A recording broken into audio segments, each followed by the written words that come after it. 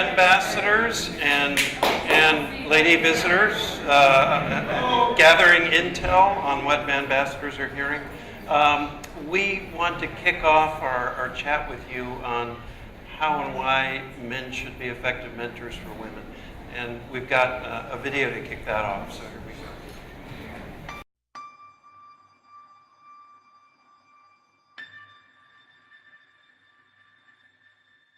People think I'm bossy when I have an opinion. Stop talking to me like I'm a little girl. There's a bro code in this industry that I am not a part of. I shouldn't say I'm sorry, but I do it all the time. The glass ceiling might be a cliche, but it feels very real. I was once told to come to a meeting just to look pretty. I'm not the right voice for a sports brand. Did I get this job because of my good looks?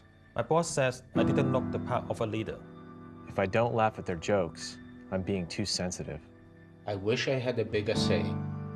We have to work harder to achieve the same, if we're lucky. Every time I disagreed with my old boss, he called me emotional. I don't want to be mommy tracked. I asked for a raise and immediately said I'd take less. I desperately wish I had a role model that was like me. Having a kid hurts my career. I go to the restroom to cry so no one knows I'm weak. Don't cry at work. Don't cry at work. When I told my former boss I was going to have a baby, he said, but your career is going so well. The sad truth is that to get ahead, I have to be a bitch. Why do I have to pretend to be tough instead of kind? People say they don't care that I have to leave to take care of my family, but I know they do. I live in constant guilt that I'm failing work and my kids. I walk into a room feeling like I have to prove myself. People look at my title and think, there's no way I got here just because I'm good at my job. I'm an executive, a female, and a creative. Apparently, I'm a unicorn. I'm just not as powerful.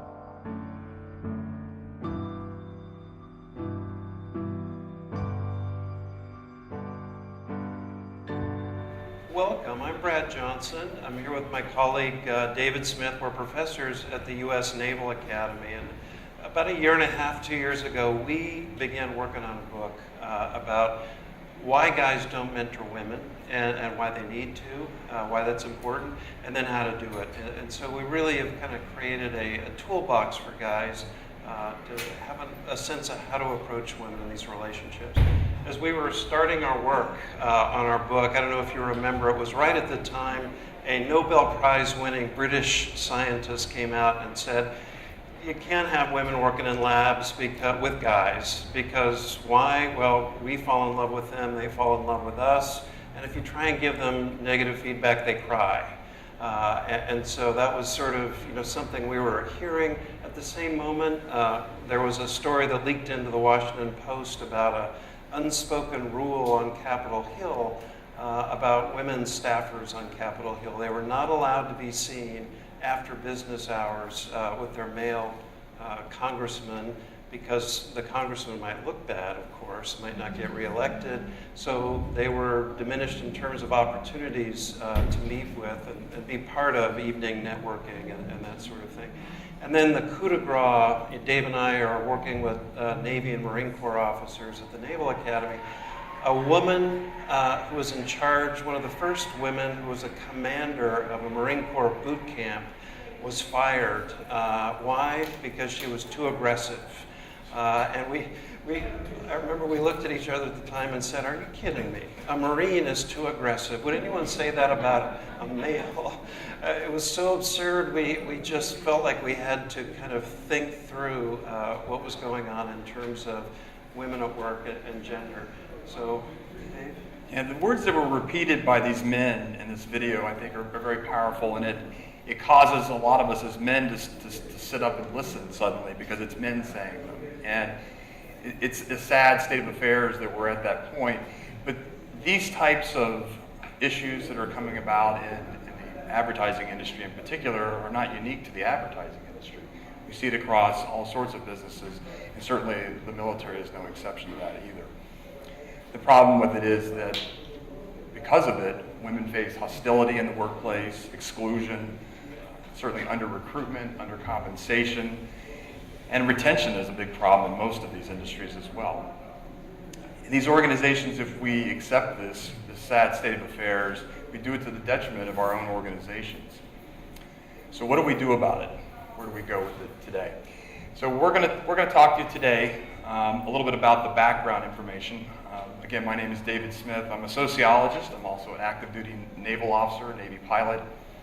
I study gender, work, and family in my research, and so we're going to present some information today that's social science evidence-based, and hopefully we'll begin to understand a little bit about how these cross-gender dynamics work in the workplace and how they might be hindering and making us a little less reluctant as men to engage with women in professional relationships. You may be asking yourself, why, because we hear this from guys frequently. When we talk about mentoring women, we hear guys say, why can't the women mentor the women? And it just doesn't work. The math doesn't work. If you look in advertising, if you look in the military, if you look in tech, you don't have enough senior women in positions of power that can mentor all the up-and-coming junior women. That's not going to work. So guys have got to carry more of the burden. They've got to carry more of the load for this, and they have to figure out how to do this effectively and do it well. So we've got some things to kind of kick you off. We're going to talk about some background intel first. So these are things we share with guys about what you've got to kind of understand about yourself and about women, and then we'll get into some of the nuts and bolts, the toolbox for women. So we'll start with a little audience participation. Yeah, let's do this. So guys, one of the very first things we talk to men about is knowing thyself, and that includes knowing some of your immediate flash thoughts and maybe biases about women, because that often keeps guys from mentoring women. So do you want to participate in the first one? Yeah, how about, okay, all right. How about so we'll do the first. This is a sentence, I'm a psychologist, and so this is a sentence completion test. I'm not going to make him do the Rorschach in front of you, but I'm going to give him just a half a second to respond to the sentence we put up here, incomplete sentence. So go ahead. All right, you put me on the spot. Yep. Most women are caring. Yeah, try it again. Wow. Try it again. Nurturing. Nurturing. Anything else?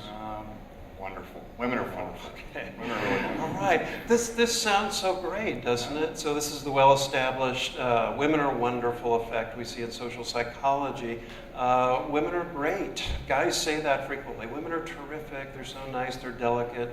They're terrific. I love being around them.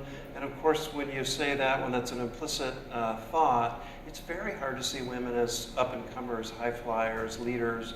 Those are sometimes mutually exclusive. And so that bias, immediate implicit bias can, I think, diminish women. Do I have a couple guys who are willing to try a couple more? Clive, are you willing to? Okay. All right. No. And is it Aaron? Try one? All right. Jeffrey, Get a lot of the name tags. Okay. And Michael? I got 4 more. So let's just. You ready? Yeah, and you got to respond. The rules of the game are you got to respond immediately. So don't feel bad. You can't Even though you're an ambassador, something may slip out. Okay. Women always need love. Okay. Next one. Yeah. Too fast. Got them all there. Yeah. You guys get a cheat. Yeah. Compared to boys, girls. Girls need more hugs. Need more hugs. Okay, Jeffrey, we got one for you. No, here you go. At work, women just.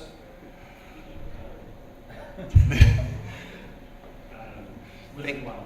But they listen well. Okay. All right. And Mike, got one for you. Female bosses. Are awesome. Okay. Now, I'm sure there was no self-management going on here at all. If we give them just a quarter second to respond, we may have gotten a bit more that sounded a bit overtly biased. But you can see how all of these things are so implicit. Malcolm Gladwell would say this is thin slicing. It's unconscious knowing. These are just things I know about somebody of a certain group. But these things can make it tough for guys if they hold these dear to the heart to see women as up-and-coming leaders. And I think that's part of the challenge. And part of the other challenge we have as men, then, if we perceive women, again, using these automatic unconscious biases this way, if we perceive women in this way, we may be less likely to engage. We're going to be more reluctant to engage with them in a professional mentoring relationship. Right? These biases hold us back. If women are perceived to be overcommitted at home, Maybe we see them as a risky investment at work. Again, why should I invest my time in a woman if I perceive her that way? And again, these are unconscious, implicit biases. The flip side of that works against women as well. And this is part of the double bind that we find as well with women. That a woman who spends lots of hours at work is what? She's a lousy mom or a lousy wife in some cases, right? And strong men are leaders. Strong women are bossy or bitch, right? So it can work, the double bind can work against us in lots of different ways. So let me just introduce this person to you. This is Marine Corps Lieutenant Virginia Brody. Virginia just became, in the last year or so, one of the very first women selected for Marine Artillery School. So she's now a Marine Artillery officer. She is a super fierce warrior. Doesn't she look kind of scary? Very impressive. You wouldn't want to be downrange from her if you were an enemy, I'm thinking. Virginia graduated at the top of her class, actually, from Marine Corps Artillery School, over about 150 male Marine Corps officers. So she is this fierce, high-flying warrior person. And taking a few steps back, I just want to let you know, Dave and I both had Virginia in different classes at the Naval Academy. Virginia stands 5 feet 2. She always had this kind of perpetual smile, very kind, non-assuming person. If you just encountered Virginia in that other context, I think it would be very easy for all of us, men especially, to view her as just a terrific girl, a terrific little gal, not this person, this Marine Corps lieutenant, this up-and-coming warrior. And so when Dave and I started thinking about one of the things we've got to communicate to guys, it's perception. Perception matters. Do you see her as a girl, or do you see her as what we call a rising Athena? Dave and I are kind of spoiled. We work every day with women just like this at the Naval Academy. It's very easy for us in many cases to see her this way. Even though she's 18 or 19 or 20, we see what's coming. She's going to be leading people in combat, either with the Marines or with the sailors. And so having that frame for her allows us, I think, more automatically and easily to mentor her. And I think that is an easier bridge to cross. Guys have got to kind of be thinking, are you thinking about her in terms of what she can become, what her promise might be? You may remember Athena was the goddess of literature and arts, but also war. She was a goddess of war. And so we kind of frame the women we work with as rising Athenas, and that just makes it so natural for us to mentor them the same way we would mentor men.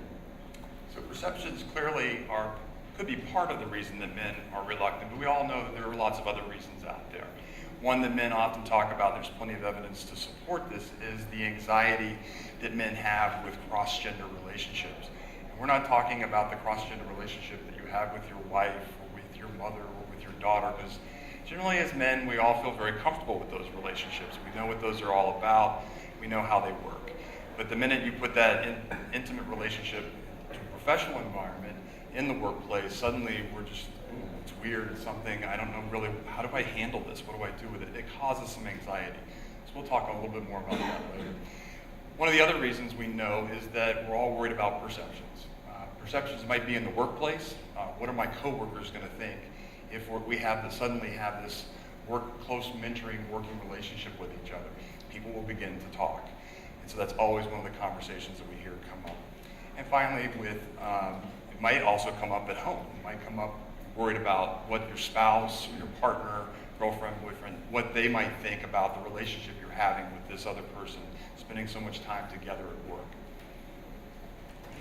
Yeah, so now guys, we just have to address the caveman issue, and that is your evolved brain, and talk about attraction.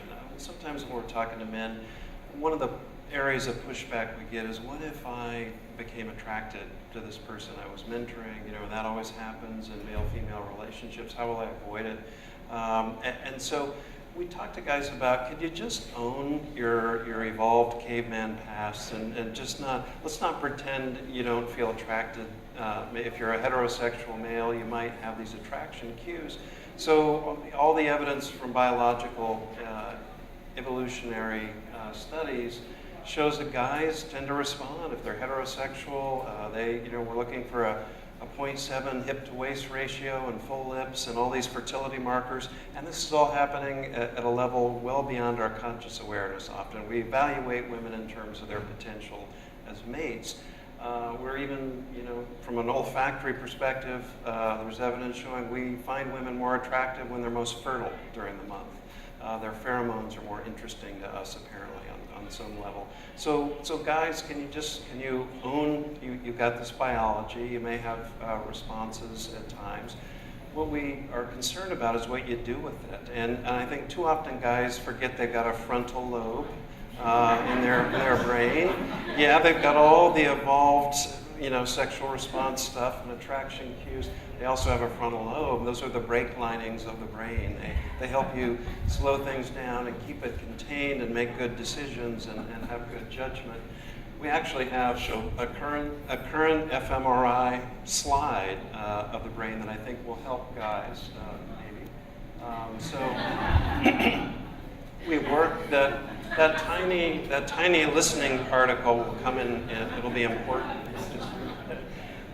We talked to guys about could you just own the fact that some of this may be going on, but you have to address the frontal lobe piece.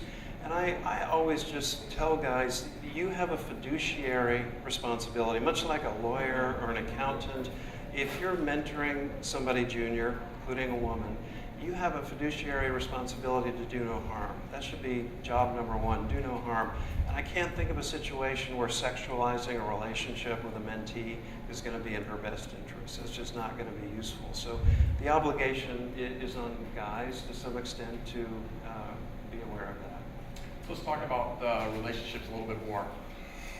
I mentioned the fact that we have, as guys, we have a little bit of anxiety sometimes when it comes to professional relationships with women at work, and we tend to fall back on some of those scripts and those relationships that we've heard and lived over time that we're very comfortable with. And that's okay, right? Because that helps us to get over some of that anxiety and make things seem a little bit more normal in the workplace. The problem with that is that some of these scripts are not helpful to the women, the mentees that you have. In particular, we all know the father-daughter relationship. Again, most older men with a younger mentee, female mentee, will feel very comfortable with that relationship. The problem is that it's hard for her then to look at the mentor as somebody that they have this two-way mutual relationship with, where it's really kind of a give and take, and it should be that way. It's hard for her to separate herself. It may be very protective in nature for him with her and keeping her away from certain challenges and things that she needs to develop in her career.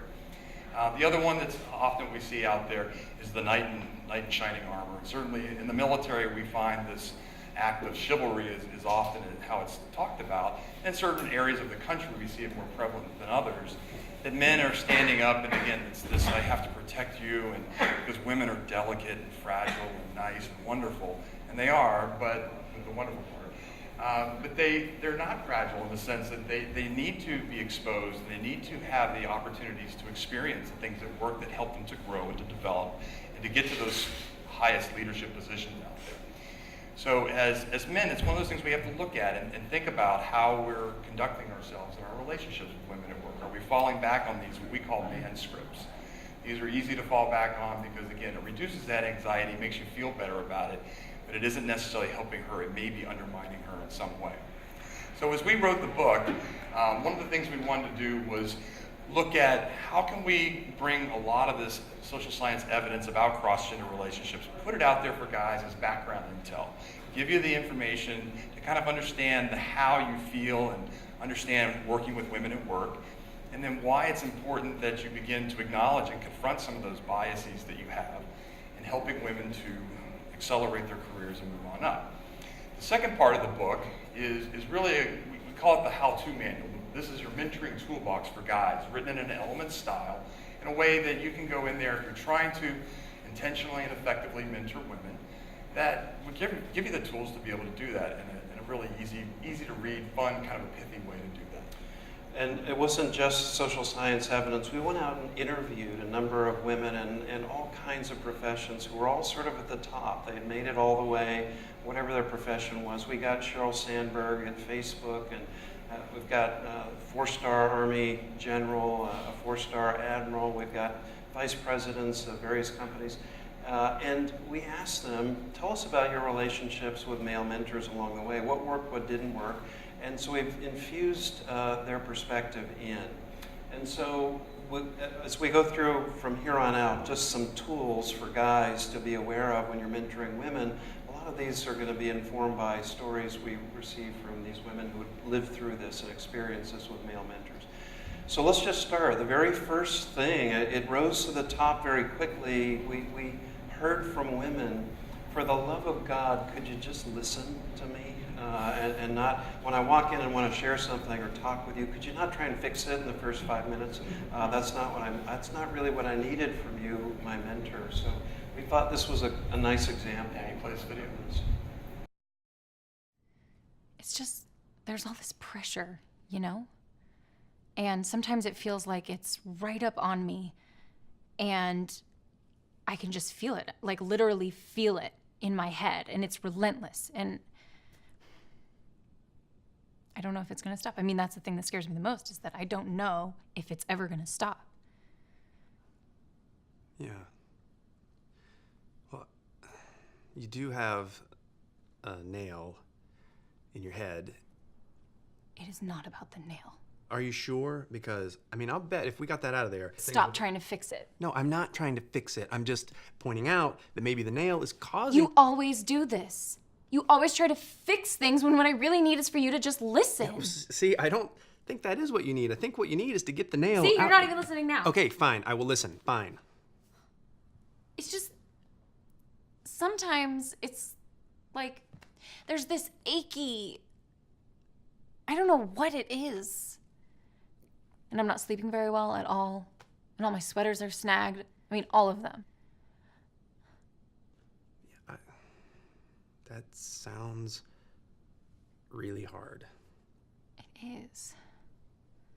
Thank you.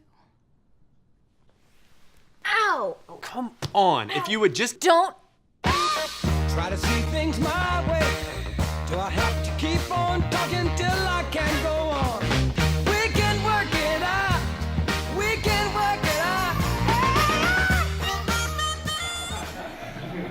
So a little levity there, obviously, but as Brad said, it did. It was one of the most common criticisms, you have to say, call them criticisms, that women had about their male mentors and trying to work with them.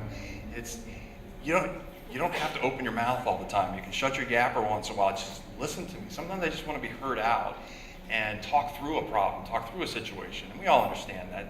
You don't always need to be told, hey, here's exactly what you need to do. So much as you saw on the fMRI slide there, we have this really tiny listening particle sometimes as guys, and we do. We need to listen more and really engage in what she's trying to tell us there.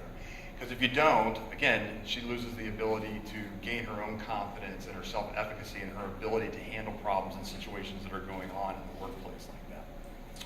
Very good. So another one we heard loudly and clearly was, please don't make assumptions about me because I'm a woman. Don't assume what I want to do for my career. Don't assume that I'm going to pause to go have children. Don't make any of those assumptions. Let me tell you what's important to me. So watch the assumptions. This is Robert Lightfoot. He's second in command at NASA. We interviewed Robert because his mentee, Janet Petro, is one of the directors of the Kennedy Space Center. She said he was just a terrific mentor. When we interviewed Robert, he said, well, I appreciate her saying that, but let me just tell you, I blew it often, and I learned some painful lessons early on. One of them was about assumptions. He said, I was on a selection committee for a senior executive position at NASA at one point, and the top candidate by far was a woman. As we went around the table in the last meeting before we made our final decision, we were all offering our feedback. I said, you know, he was trying to sound very gender sensitive. This job involves a lot of travel. She just had a baby. I don't know. Well, luckily, a woman was sitting right across the table from Robert Lightfoot with daggers coming out of her eyes and said, you know, I think she knows the job involves travel, and I'm pretty sure she knows she had a baby recently. So how about if we let her make the decision, let her decide? And he said that was such an epiphany for him, just in terms of how easy it is to make gendered assumptions. He said, I'll still get into trouble with this. I've got two people working for me, a husband and wife. They're both execs at NASA, and I know they have teenage kids, and if there's a sporting event, when we have a big meeting, I'll sometimes say to her, hey, you don't need to be here at this meeting. I know you have this thing with kids. He never says that he realized to her husband. So, you know, a gender difference in assuming who's going to want to be home. And, you know, paradoxically, telling her she doesn't need to be there may undermine her exposure with people that she needs to be interfacing with. And so it can have an unintended consequence. So work that out with her, but let her decide. Don't make assumptions. He also told us, don't be too quick to assume that a woman who is reluctant to have her name put forward for promotion really doesn't want to go forward for promotion. He says, I see this big difference. Guys have all this bravado. They throw their name in the hat for every next position, and even if they don't meet any of the criteria, yeah, oh, I'm good for that, yeah. Women, he says, even if they don't meet one criteria, you know, in the posted job, will say, no, I don't think I'm ready for that. And he said, that's one of the things I have to do when I'm mentoring women. I have to put them forward and encourage them. Yeah, you are. I really think you're ready. He said he had one woman who was just such a high flyer at NASA. He finally encouraged her to take that, put her name in the hat for a next promotion. And she blew it out of the water, was clearly the best candidate. When he called her in her office and said, you got the job, congratulations, her response was, oh no. And he said, I've just never seen a guy do that. Guys are saying, yep, oh yeah, I'm ready for that. They walk out of your office and they're concerned. They feel like imposters, but they won't share that. Women are more transparent and they'll share that. I'm not sure I can handle this. Don't be put off by that. Don't let that keep you from putting them forward. So yeah, there's no more crying in baseball. Maybe after last night there was a little crying, tears of joy on probably some of your part, and maybe not for others. But crying and emotionality is one that comes up, just like the Nobel scientist who said that, yeah, you can't have girls in the lab because if you're criticized them or you give them feedback, they're going to cry. And it's one that, again, many of the women talked about it and the guys that we talked to as well. It's okay to cry, right? It's okay. It's us expressing our emotions, but there is some, again, biological and psychological evidence out there that helps us to kind of understand what's going on there. And certainly from a biological perspective, we know there's some hormonal differences between men and women. Prolactin for women, that again is one of those that helps them, again, have tears, and for men, testosterone inhibits some of that. There's also social and cultural differences for us as well.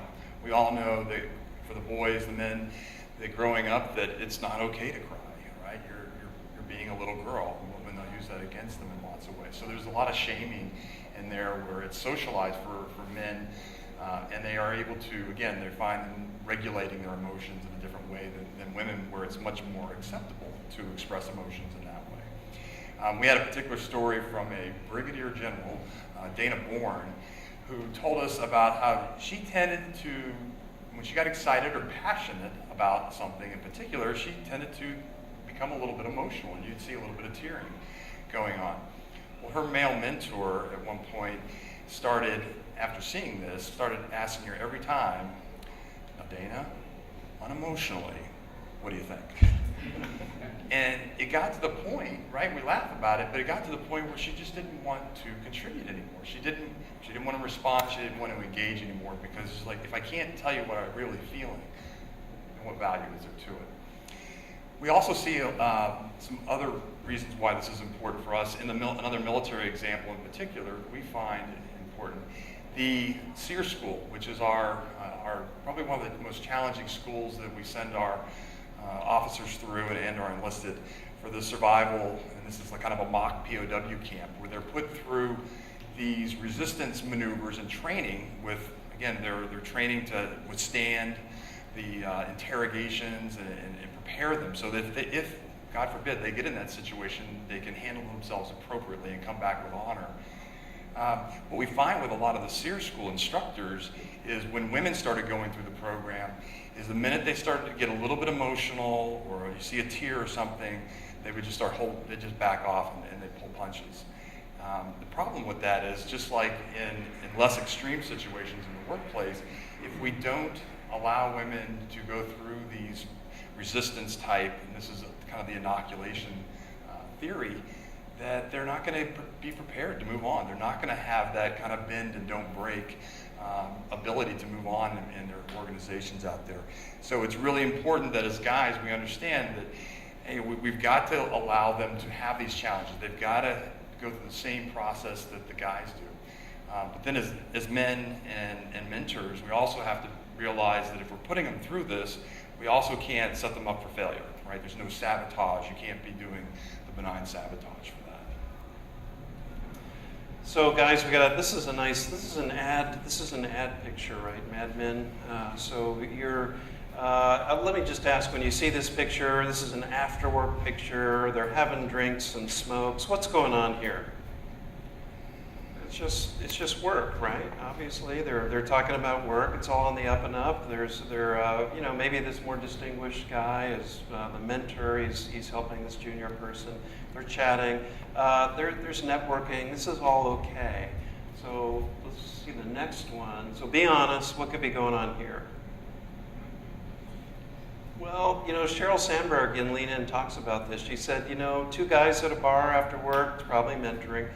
A guy and a woman, might be mentoring, could be something else. And I think one of the things guys have got to understand is perceptions are out there, they're real, gossip exists. If you deny that, you could not only be, setting yourself up, but you could be harming her. She's not going to benefit if people are gossiping about her. It's not going to help her career.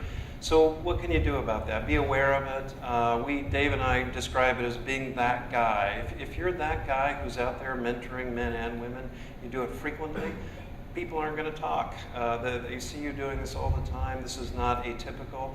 A guy, one of the execs at Goldman Sachs has a nice strategy that we liked. It is called his breakfast and lunch only policy. So he eliminates the possibility of drinks and dinner and after hours stuff, not only because of the perception it may cause and the misunderstanding, but also because women still carry the lion's share of work at home. So he knows that they may be disadvantaged. If he's meeting with guys after work, women may not be able to do that in some cases as much. And so leveling the playing field, he'll only meet in the morning and he'll meet at lunch.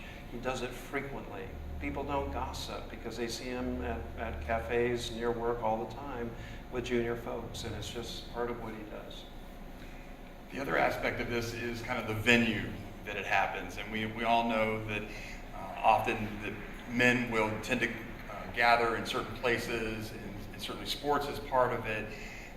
And I'll give you a story that we had from one of our interviewees, where she was talking about how they had put together this whole weekend away for all the senior vice presidents. They were going away and they were going to have this kind of an off-site fun thing. But it was at a male-only exclusive golf club. She was the only woman. And so she had to be escorted around the entire weekend while they were doing this. And just you think about how that makes you feel, this exclusion in this way. And to make it worse, at night, when the guys would get together and they'd go back to one of the cabins, they'd sit around and be having drinks and cigars and talking, she wasn't allowed to be there, right? So as mentors, we have to be thinking about the venue, and the venue might be the location of where we're doing our sharing of networking and social capital. It also might be the timing of it, right? Where weekends and evenings, are we being fair and inclusive to everybody in our organization? I think as mentors, we need to look around, and not just at women, but everybody, and say, who's here? Who's here, and more importantly, who's not here today? So it's something we have to really think about. So I'm sure this has never been an issue for the women in the room, but I just want to let you know about one of the stories we got over and over from several of the different women in very different professions we talked to, and it was this whole issue of not being heard. And so Kathy Hanan, I believe it was, KPMG, said, you know, I'd be sitting at the boardroom table, I'd kind of made it into that executive leadership circle, and I would be at these meetings, I would make a creative suggestion, and I'd get muted, you know, that's very nice kind of response. 3 people down the table, a guy says almost the same thing I just said, and everyone says, wow, that's great, that's remarkable. And a very different response because it was a guy. She said, I was fortunate, I had a mentor who was also in that leadership room around the table, and he was great at bringing it up. He would point it out.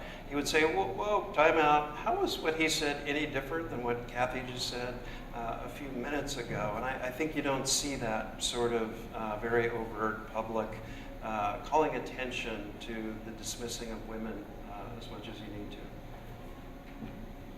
So, in case you can't read that, it says, that's an excellent suggestion, Ms. Triggs. Perhaps one of the men here would like to make it.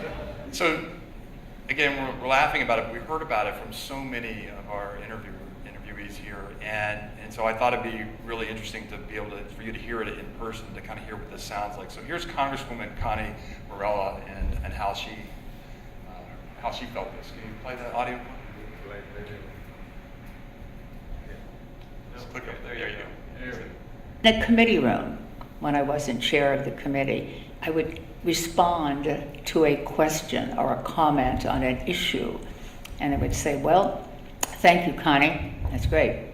And then a little later, Representative Smith said the very same thing I did, and it was, oh, Congressman Smith, that was fabulous, let the record show that you have accomplished that, or whatever. And I think, gee, I just said that. So we need to make sure as mentors, and this goes for men as well as women, for your mentees, that we have to listen to how they're being received and how their ideas are being received and credit is being doled out. It's not unusual for women in particular to not receive credit, especially if they're in some sort of a group or team environment. It's even less likely that they're going to get credit for their particular part of that. And it's more than just the credit. In many cases, as mentors, we have to understand and listen to what their needs are. And sometimes those are a little bit different for each of us. Another story, we had a very senior woman, brand new senior vice president, and she had just had a baby, and 2 weeks out, and her mentor came to her and said, hey, Kathy, we really need you to go to Chicago to go make this pitch. And she's like, I just had a baby, I can't do this right now, it's not good. She's like, no, we don't need you to do it, you need to do it for you, because this is going to be good for you. You're going to be pitching to all the partners. This is really important for your development in the company. You should do this for you in this case. And she's like, I don't know, I can't do it. And he said, look, what would it take for you to be able to do this? And she said, well, quite literally, I need you to just carry my bags onto the plane for me. And that's what he did. And that's what sometimes is being a good mentor. Sometimes you got to carry your mentees' bags if that's what it takes to do it. But you have to listen, you have to kind of understand what their needs are. All right, so this is our new buddy, Cheryl Sent. Cheryl's been so helpful for us in writing this book, and she was one of our interviewees. When talking to Cheryl, one of the things that she really emphasized that was crucial for her in experiences with men who were mentoring her was the whole notion of kicking open doors and getting her name out there and introducing her to folks. Sometimes men are reluctant to do that, and they need to. She said when she left college, her first job out was as primary assistant to Larry Summers, who was Secretary of the Treasury at the time. And he would, everywhere he went, introduce her to everyone they met and say, this is Sheryl Sandberg. She graduated top in economics at Harvard. She's just awesome. And he would go through this lengthy, raving introduction. And after about the third or fourth time, she pulled him aside and said, Larry, could you stop doing that? It's so embarrassing. I'm tired of turning red every time you introduce me. And he said, no, I'm not. I'm not going to stop doing that. People need to know you. They need to know what you're doing. They need to know how great you are. They need to know what I think of you. That is going to make a huge difference in your career. And he was willing to go ahead and do that. Yeah? Can I provide a counter to that? Sure. I had a friend who's a VP of marketing. Yeah. And she was introduced by her male CEO as the marketing girl. The marketing girl. Which is the first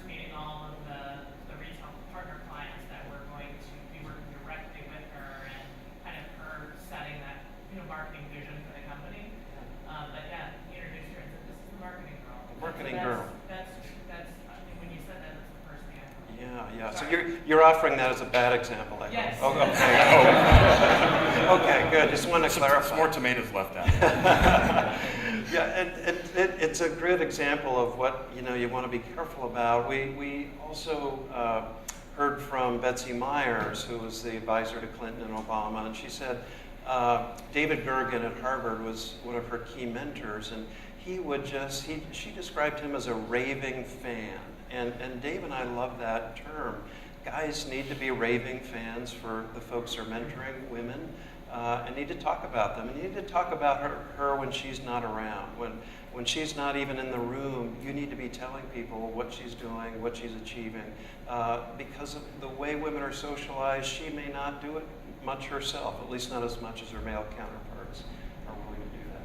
Yeah, the other part of that is access, and access to insider knowledge and hidden politics that are going on within our organizations. And we've all experienced that to some level or another. It's interesting, at the Naval Academy, our students, they call this access, they call it the gouge. It's a really interesting term that's been around for a long time. And it's really the upper class imparting upon the underclass what it means to do something, how to develop and advance in a particular area, how do you get around and work through this system or that system. And it's really imparting that insider knowledge to the underclass. We also heard a story from CEO of Catalyst, Deborah Gillis. And Deborah was telling us about when she first became CEO at Catalyst, she was at her first board meeting, and Peter Vosser at the time was the chair of the board. And he had talked to her a little bit about some of the relationships and things that were going on within the board so that she kind of was ready for that. But then afterwards, he debriefed her on. He said, look, in particular, there was a couple of things that came up, and if you'd have handled them this way instead of this way, it might have worked out a little bit better for you. He had that insider knowledge and the understanding of the relationships there, so he could impart that upon her. So even at the CEO level, these things can still happen for mentors. So the leadership double bind is one that I teach in a particular course I have at the Naval Academy in social psychology and gender and leadership. And it's really challenging, and I think it's really important that we, especially for male mentors working with women, that we think about how she's being received as a leader in her different leadership responsibilities. If she's getting any sort of negative pushback or feedback about being bossy, about being too assertive or aggressive, or if she's not being taken seriously because maybe she's acting more stereotypically feminine, more communal, more collaborative. And have those conversations with her so that she understands what's going on, and not for the purpose of changing her or trying to fix her in any way, because we certainly wouldn't advocate that, but to work with her strengths, find the strengths, the things that work best for her, and help her to adapt those to the situation in a way that's productive for her. But that does not mean, again, that we're going to fix her. The other one is male mentors. It's often with, again, younger mentees who look up to you and almost idolize you, that it's really easy to try to make them look like you, try to clone them in some way. And again, that can be very dangerous because, again, being genuine, being who you are is what's going to make you successful in life.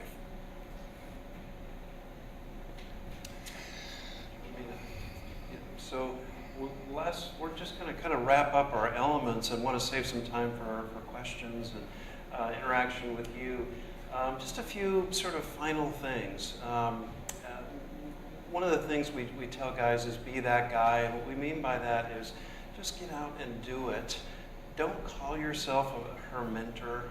We guys sometimes like to say, I'm going to be your mentor, and when you do that, you may unintentionally communicate things like ownership and power and your mind, and that is often really unhelpful. It's awkward. It may not be useful at all for her and her own autonomy. So we tell guys, do the work. Be a terrific mentor. Earn it. Support her, kick open doors, talk about her. And then down the road, let her call you a mentor. Let her decide if you are a mentor or not.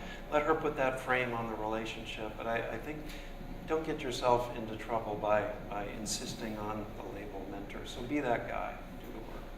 The other thing to remember is that, again, although she is a woman, and there are lots of women out there, they're not all alike. And guys, again, can kind of stereotype in a way sometimes that can be damaging or dangerous in that way.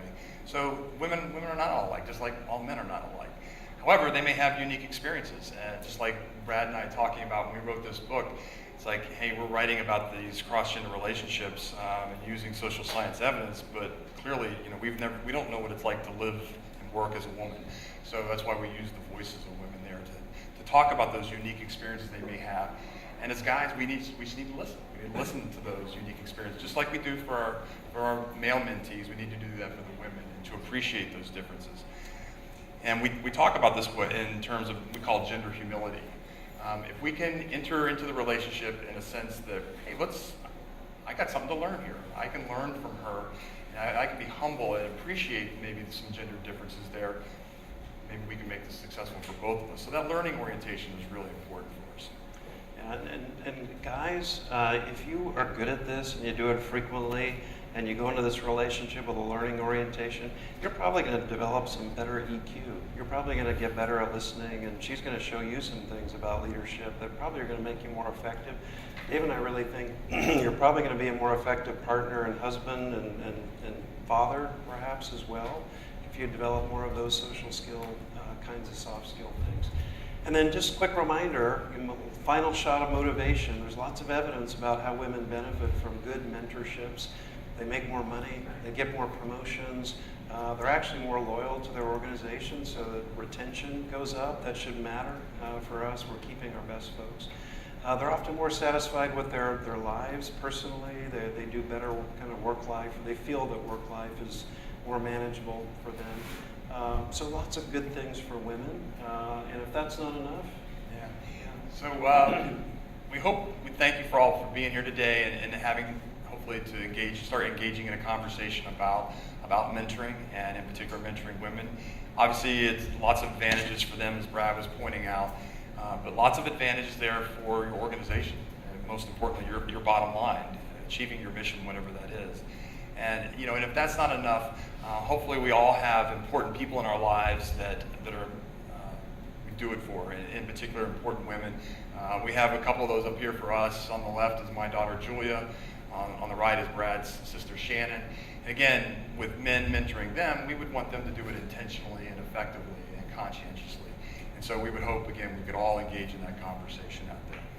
So thank you again for being a great audience, and hope to see you maybe a little later on. We'll be down there available for book signings as well.